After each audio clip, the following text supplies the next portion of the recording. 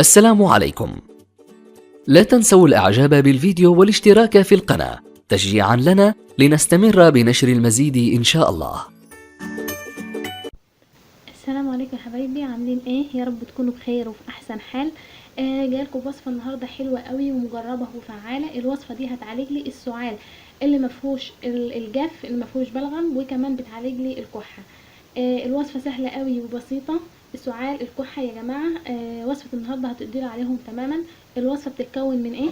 بتتكون من كركم، ملح، معلقه كركم، معلقه ملح، معلقه فلفل اسمر. هعمل ايه؟ هجيب نص كوبايه ميه، نص كوبايه ميه احطها تغلي في الكاتل.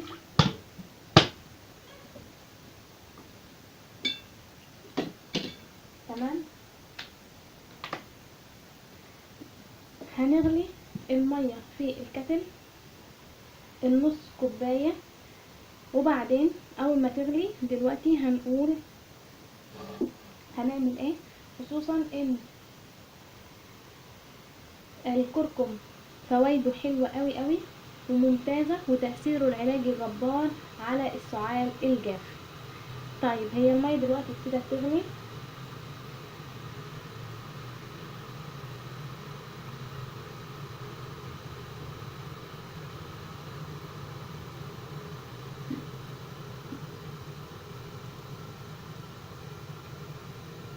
تمام كده.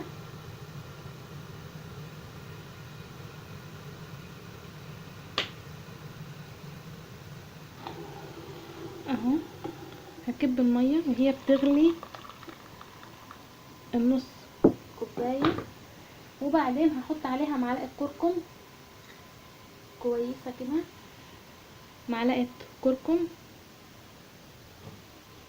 وكمان هحط عليها معلقه فلفل اسود.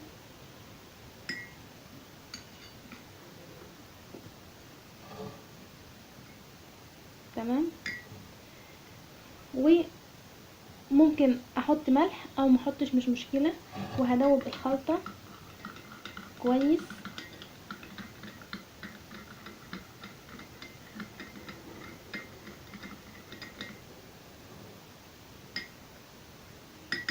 وهسيب الخلطه دي لمده 3 دقايق. ممكن احط عليها يا جماعه عسل ابيض، في عسل احط، مفيش خلاص مش مشكله، ممكن احلي بالسكر.